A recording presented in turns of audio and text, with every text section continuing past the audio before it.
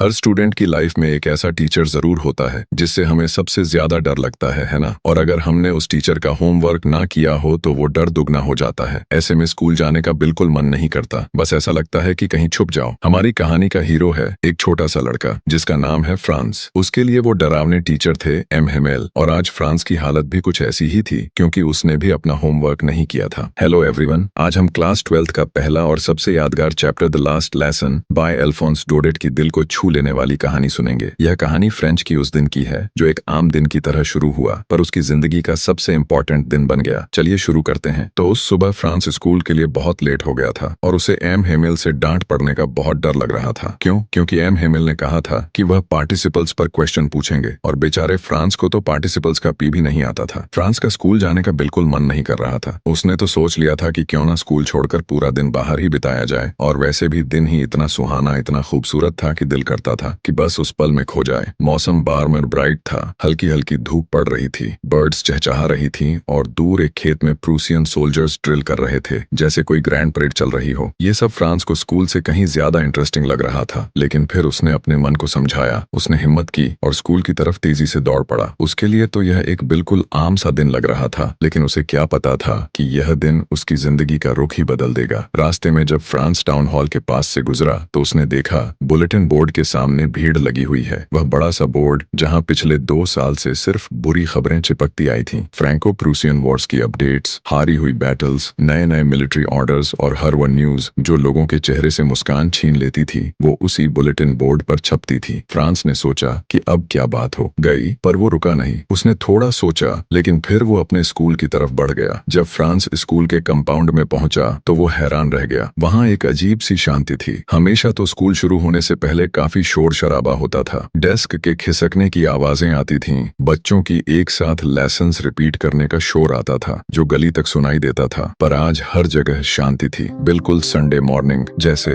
जैसे मानो स्कूल की छुट्टी हो। फ्रांस को यह खामोशी थोड़ी अजीब लग रही थी, बेचैन कर रही थी। उसे ऐसा लग रहा था कि आज कुछ तो अलग है। फ्रांस डरते डरते सांस रोक के क्लासरूम के अंदर गया। उसके मन में एक ही डर था कि अब तो एम हेमेल से जोर की डांट पड़ेगी, लेकिन उसे एक सरप्राइज मिलता है। एम हेमेल ने उसे गुस्से से देखने की बजाय बड़े प्यार से कहा कि जल्दी से अपनी जगह पर बैठ जाओ। लिटिल फ्रांस, हम तुम्हारे बिना शुरू कर ही रहे थे। फ्रांस हैरान रह गया कि सर को अचानक से ये हो क्या गया है। फ्रांस जल्दी से अपनी सीट पर बैठ गया। जैसे जैसे उसका डर थोड़ा कम हुआ उसने आसपास देखना शुरू किया और तब उसकी नजर गई एम हेमेल पर। आज उन्होंने अपने स्पेशल ओकेजन वाले कपड़े पहने हुए थे। उनका ग्रीन कोट, फ्रिल शर्ट और एक छोटी सी ब्लैक सिल्क कैप, सब कुछ बहुत सुंदर लग रहा था। फ्रांस ने सोचा कि सर तो ऐसे कपड़े सिर्फ प्राइज डे या इंस्पेक्शन के दिन पहनते हैं, पर आज क्यों? आज तो ऐसा कुछ है ही नहीं। और फिर फ्रांस की नजर गई क्लास के पीछे और उसका मुंह खुला का खुला रह गया। वो बेंचें जो हमेशा खाली रहती थीं, आज वहां गांव के बड़े बड़े लोग बैठे हुए थे, बिल्कुल शांत जैसे स्टूडेंट्स हों। Old house sir, farmer mayor, farmer postmaster सब वहां बैठे थे। उनके चेहरे बहुत उदास लग रहे थे और उनकी आंखों में गहरी उदासी थी, जैसे वो कुछ कहना चाहते हों पर कह नहीं पा रहे हों। फ्रांस की कुछ समझ नहीं आ रहा था कि आखिर यह सब हो क्या रहा है। आज सब इतना अलग क्यों लग रहा है। फिर एम हेमेल अपनी कुर्सी पर बैठे और अपनी गंभीर लेकिन प्यार भरी आवाज में उन्होंने वो शब्द कहे जो फ्रांस की पूरी दुनिया हिला गए। My children, this is the last lesson I shell give you. France के लिए यह बात बिजली की तरह थी, जैसे अचानक उसके सिर पर एक थंडर क्लैप हो गया हो। वह हक्का बक्का रह गया। फिर एम हेमेल ने बताया कि बर्लिन से ऑर्डर आया है कि अब से एल्सिस और लॉरेन के जितने भी स्कूल्स हैं उनमें सिर्फ जर्मन लैंग्वेज पढ़ाई जाएगी। कल से एक नया मास्टर आएगा और आज तुम्हारा आखिरी फ्रेंच लेसन है। और तब सब कुछ फ्रांस को समझ आ गया कि जो खबर उसने बुलेटिन बोर्ड के पास देखी थी वह यही थी। इसीलिए एम हेमेल ने आज अपने स्पेशल कपड़े पहने थे और इसलिए गांव के बूढ़े लोग क्लास के पीछे शांति से बैठे थे। और वो सब इसीलिए आए थे ताकि वो एम हेमेल की 40 साल की मेहनत और ईमानदारी को और अपनी प्यारी फ्रेंच भाषा को आखिरी बार रिस्पेक्ट और शुक्रिया कह सकें। ये सब महसूस करते ही फ्रांस के दिल में गहरा पछतावा भर गया। उसने सोचा कि मेरा आखिरी फ्रेंच लेसन है और मुझे तो ठीक से लिखना भी नहीं आता। अब उसे लग रहा था कि इतने सालों से जो वो पढ़ाई से भागता रहा वो उसकी सबसे बड़ी गलती थी। वो किताबें जो अभी तक उसे बोरिंग और बेकार लगती थीं, अब वो उसे सबसे प्यारी लग रही थीं, जैसे वो उसके पुराने और अच्छे दोस्त हों जिन्हें वो कभी खोना नहीं चाहता था। और एम हेमेल जो हमेशा स्ट्रिक्ट रहते थे, जिनसे वो हमेशा डरता था, आज वो उसे एक बड़े ही प्यारे और समझदार टीचर लग रहे थे। उनका आयरन रूलर, उनकी डांट, सब कुछ भूल गया था फ्रांस। अब उसके दिल में सिर्फ यह था कि वो जा रहे हैं और मैं उन्हें फिर कभी नहीं देख पाऊंगा। एक छोटा सा बच्चा अचानक बड़ा हो गया था। उसे समझ में आ गया था कि भाषा सिर्फ वर्ड्स नहीं होती, वो हमारी पहचान, हमारा गौरव होती है, और जब वो छिन जाती है तो सिर्फ पछतावा रह जाता है। उस दिन एम हिमेल ने हर चीज इतने पेशेंस से पढ़ाई जैसे वो जाने से पहले अपना सारा ज्ञान, अपनी सारी नॉलेज उनके दिमाग में भर देना चाहते हो। उन्होंने ग्रामर पढ़ाया और फ्रांस को हैरानी हुई कि उसे सब कुछ कितनी आसानी से समझ में आ रहा था। मैंने कभी इतने ध्यान से नहीं सुना था, और एम हिमेल ने भी कभी इतनी पेशेंसली सब कुछ नहीं समझाया था। वो एक नॉर्मल क्लास नहीं थी,